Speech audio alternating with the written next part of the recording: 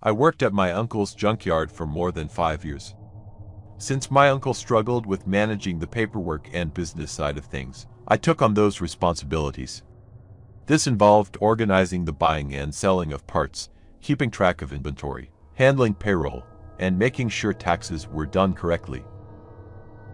I lived in a container home that my uncle originally used as a place to rest during work.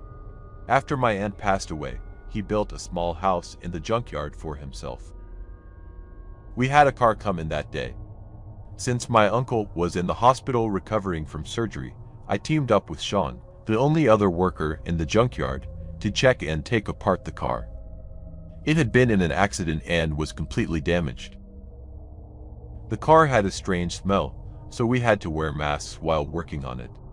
When I took out the front passenger seat, I discovered something unexpected. A severed toe. It was a surprising find. Finding body parts in a car at the junkyard was definitely not something we were used to. I looked up the car's history on the internet and discovered that it had been in an accident where both the driver and the passenger had been killed. I remembered my uncle had a metal stick used for digging a biopore infiltration hole. He enjoyed collecting interesting items and referred to it as having antiques. He stored them away in the warehouse. I dug a hole in the backyard and buried the toe there. After that, we went back to working on the car. Later that night, I heard a knock on the wall. I woke up and checked the time on the clock. It was 2:30. I looked outside, but there was nothing there. I waited for a bit, but when I didn't hear any more knocks, I thought maybe I had imagined it. So, I went back to sleep. The next day was a typical workday. Nothing unusual happened. But at night, I was startled awake by knocking on the walls and got goosebumps all over my body. I checked the time, and it was 2:30 again. I turned on the light and looked outside, but there was nothing there. I felt uneasy and having goosebumps for about half an hour. It was difficult for me to fall back asleep, so I stayed awake until morning and started working again. Once again, the day passed without anything unusual happening. However, at night, I woke up again with goosebumps at the same time. This continued for the next 3 days. When my uncle returned home from the hospital, he inquired about the business. I had a report ready and explained everything to him. He noticed my tired look and asked me about it. I shared with him what had been happening, the midnight goosebumps. When he asked when it started, I remembered finding the toe. He suggested we return the toe to the victim's family. He contacted his acquaintance at the sheriff's office to find out about the victim's family.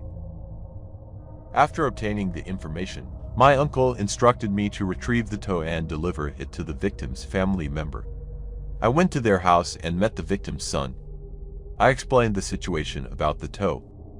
Since the victim had been cremated and their ashes were kept in a cremation urn at his house, the son decided to cremate the toe and add the ashes to the same urn. I accompanied him and his family to the local crematorium. The process was quick since the victim had been cremated there before, and the facility was run by relatives of the victim's family. I left after ensuring that the ashes were placed in the urn. That night, I slept peacefully without any knocking on the walls or goosebumps waking me up. When I mentioned it to my uncle in the morning, he advised me to always treat human remains with respect and not to take such situations lightly. I took his advice seriously and promised myself not to forget it.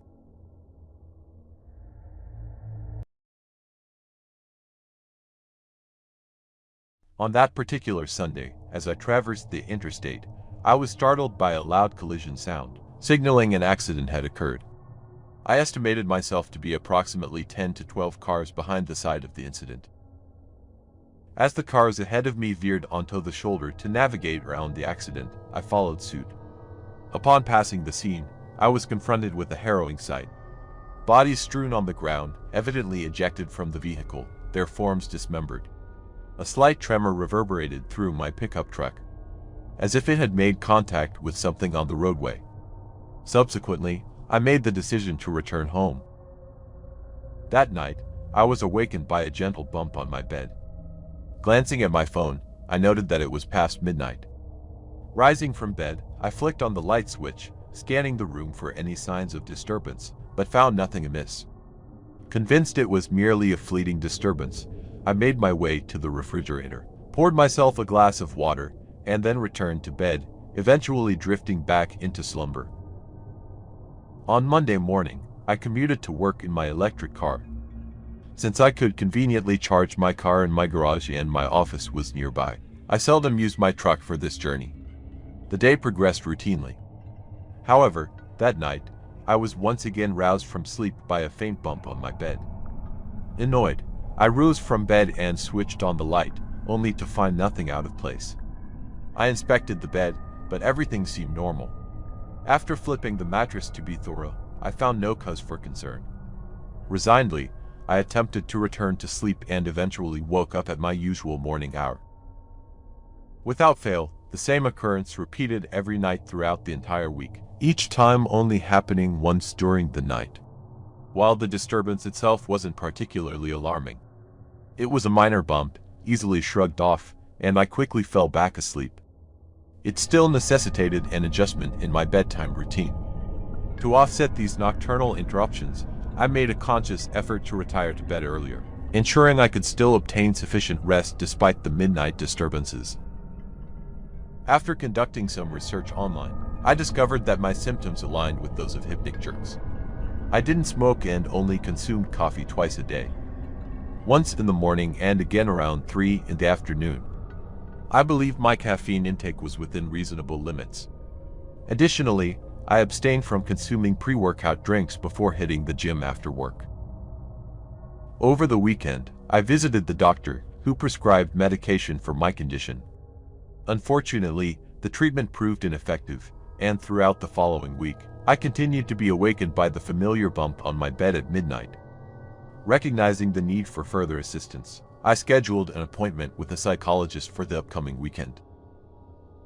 On the day of the appointment, I set out for the psychologist's office in my truck, only to notice an unsettling discomfort while driving, as if something were amiss with the suspension. Deciding to address the issue promptly, I diverted my route to a repair shop, where it was revealed that the left rear shock absorber of my truck was leaking. It required replacement. Consequently, I contacted the psychologist's office to reschedule our meeting. Following the repair, my journey back home was smooth. I found myself once again awakened by the slight bump on my bed that night. The following day, I traveled to the psychologist's office in my EV. After discussing my situation, we agreed upon a routine of twice-weekly sessions for the next 2 weeks. Despite both medication and therapy, I noticed no improvement in my condition. In fact, I began to feel worse. Uncertain whether my deteriorating state stemmed from the nightly disturbances, the ineffectiveness of the prescribed treatment, or a combination of both, I grew increasingly frustrated. It was during this period of frustration that a friend recommended I explore hypnotherapy as an alternative approach. When I headed to the hypnotherapy clinic in my truck, I noticed that something wasn't quite right. The handling felt off, and there was a noticeable vibration when I applied the brakes. Deciding not to risk it, I redirected myself to the repair shop instead. Upon inspection, it was determined that the rear left control arm bushing had failed. Frustration surged within me. I had encountered rear left suspension issues twice in a row, each time I ventured out in my truck. I never drove the truck again since the last time when the shock absorber leaked. This added to my mounting frustrations. Not only was I grappling with nightly disturbances, but I was also investing in medication and therapy sessions. Feeling overwhelmed, I sought advice from the mechanic regarding reputable used car dealerships. Following the repair, I proceeded to the dealership and sold my truck. Opting for convenience, I called an Uber to take me back home afterward. Once back at home, I managed to regain my composure and reflected on my impulsive decision to sell my truck. However, upon contemplation, I realized it might have been a decision long overdue. Considering my minimal car travel, maintaining two vehicles seemed unnecessary. That night, I slept soundly, and to my relief, the unsettling bump was conspicuously absent. Life felt harmonious once more. Remarkably, For the entire following week, not once was I stirred awake by the bump on my bed. This prompted me to ponder if there was any correlation with the absence of my truck. Logically, it seemed implausible until a distant memory surfaced. The accident on the interstate. Recollections flooded my mind, the collision, the dismembered bodies on the asphalt. Did I inadvertently run over a body part that day? Could this be the cause of the nightly disturbances I had experienced since then? Despite my pondering, I couldn't find a logical answer. Nevertheless, what mattered most was my newfound tranquility.